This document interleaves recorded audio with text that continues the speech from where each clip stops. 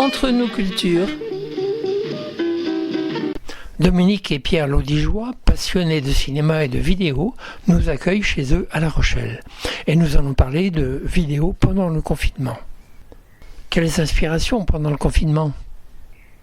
Dominique et Pierre Laudigeois, bonjour. Alors, je cherche tout d'abord la petite lanterne dont vous parlez souvent. Où est-elle donc ?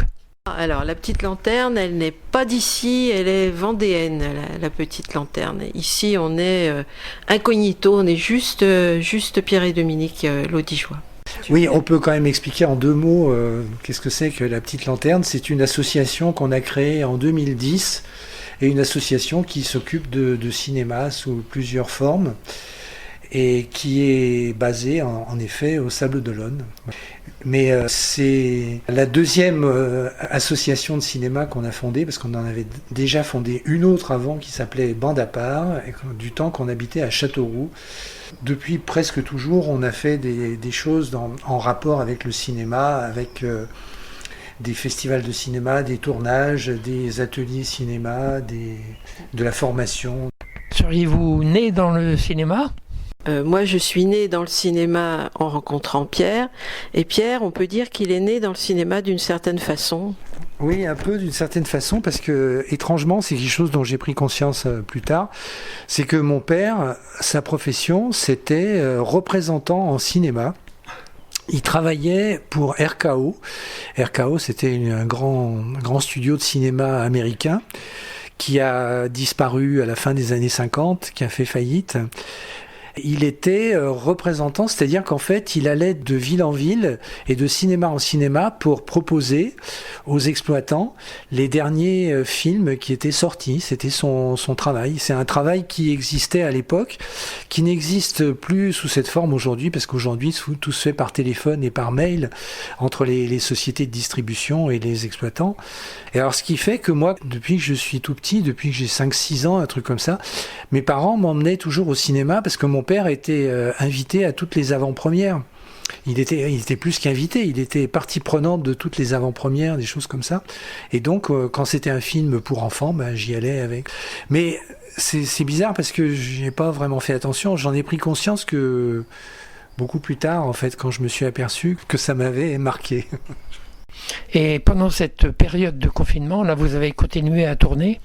Plus que continuer, le confinement a été une période extrêmement propice, qu'on a presque tendance à regretter d'ailleurs, parce qu'on était évidemment débarrassé, si je puis dire, de tout un tas d'autres choses qu'on fait d'habitude. Plus rien n'existait et donc on avait l'esprit libre pour tourner des films, pour faire de la musique, et voilà. Et donc du coup, c'est une période qui n'était pas si désagréable que ça.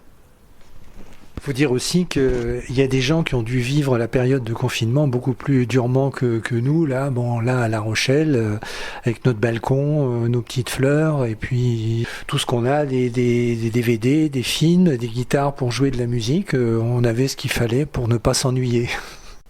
Et dans le périmètre autorisé, bien sûr, vous avez pris votre caméra. Effectivement, on a pris la caméra et le premier film qu'on a fait, c'était un film de pérégrination, on va dire, c'est-à-dire se promener dans ce quartier qu'on découvrait parce qu'on habite ici, enfin on a cet appartement depuis 4 ans seulement, et finalement on n'avait jamais approfondi le quartier de la Jeunette, donc là on l'a bien parcouru dans tous les sens.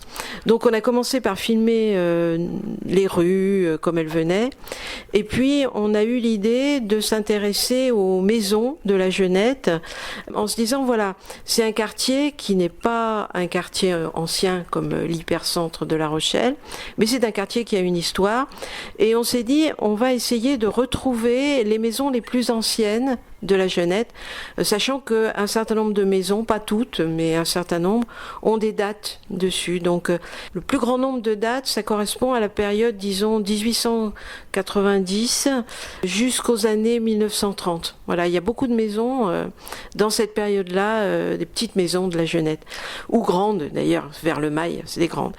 Et puis après, on s'est dit, on va filmer les noms des maisons, parce que moi personnellement, c'est quelque chose qui m'a toujours beaucoup frappé, c'est que les maisons d'une certaine époque aussi ont des noms qui sont souvent des réminiscences des noms d'enfants, des noms de petits-enfants. On avait déjà fait un film là-dessus il y a 25 ou 30 ans. Et là, on s'est dit, on va faire une suite, si je puis dire, en essayant de s'intéresser aux noms des maisons de la Jeunette. Donc ça, c'était le deuxième axe. Et puis, il y a eu un troisième axe de tournage qui a été sur les végétaux. Du fait du confinement, les parcs n'étaient plus tendus, les végétaux envahissaient peu à peu les parkings, les routes, etc. Et donc, on a trouvé intéressant d'avoir cette vision-là de la nature qui reprend ses droits finalement dans ce quartier qui est par ailleurs urbain quand même. Et dans le petit film que j'ai visionné, il y a comme un refrain avec le passage Michelet qui revient et qui revient. C'est vu comme un refrain ? Oui, tout à fait. Alors ça fait partie des endroits qu'on a découverts. Et il se trouve qu'en même temps, Pierre répétait la chanson de Keane, hein, Somewhere Only We Know, cet endroit que nous sommes les seuls à connaître finalement. Les habitants de la Jeunette la connaissent depuis bien plus longtemps que nous, mais ils ont eu du mal finalement à la reconnaître. Notre ami Jacques Charcosset, qui connaît bien le quartier, il savait pas. Il dit mais enfin où est-ce que vous avez trouvé cette venelle, cette ruelle, je ne sais pas où c'est, etc. Alors je lui ai pas donné la réponse et il a cherché et un jour il a trouvé et il m'a envoyé une photo. J'ai trouvé, c'est le passage Michelet exactement. Voilà. Vous qui êtes spécialisé quand même dans la vidéo, le cinéma et la vidéo, est-ce que vous pouvez donner quelques conseils à des vidéastes amateurs ? C'est pas très facile comme question, mais il y a une chose que je voudrais dire, c'est qu'aujourd'hui, il y a pas mal de gens qui font des films avec leur téléphone portable, ce qui est tout à fait estimable et on peut faire de très très bons films avec des téléphones portables. Mais il y a un message que je voudrais faire passer, c'est que si les gens filment avec leur téléphone portable, qu'ils filment avec le téléphone horizontal et pas vertical. Parce que on n'a jamais vu un écran de télévision vertical, on n'a jamais vu un écran de cinéma dans une salle de cinéma qui soit vertical. Donc quand on veut projeter un film qui a été tourné avec n'importe quel appareil, il faut s'arranger pour que ça soit dans le format où qui puisse être compatible avec un écran de projection, quoi. Donc ça, c'est le premier conseil que je donnerais. Et au niveau du montage, il existe aujourd'hui des logiciels gratuits et performants. Alors le montage est devenu quelque chose de facile techniquement, beaucoup plus facile qu'à l'époque où on tournait des films sur pellicule et où chaque fois qu'on coupait, finalement, c'était irréversible. Maintenant, on peut couper, rajouter des effets, des fondus, etc., à tire-larigot, comme on veut.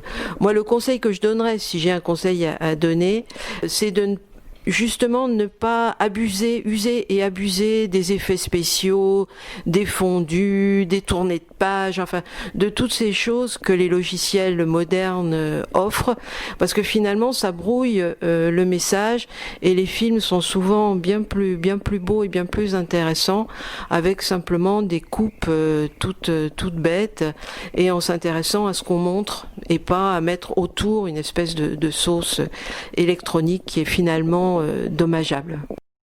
Donc, restez simple. Alors, je vais essayer de rester simple pour faire le montage de notre petit entretien. Merci beaucoup pour votre accueil. Entre nos cultures,